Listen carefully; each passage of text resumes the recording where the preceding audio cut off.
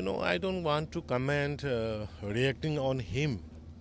But you see, as a proud Indian and as a Chief Minister of Manipur, and as a nationalist, I'll tell, no one can touch India's integrity. No one can touch the Manipur integrity because, India is not a mere country. India is a big country. And we should be proud being an Indian. And others, particularly or personally, I don't want to comment to basis on anybody's comment. But my stand is very clear. We will stand for India. We will stand for the unity and integrity of the Bharat. Bharat को एकता रखना, strong रखना, ये अपने काम है.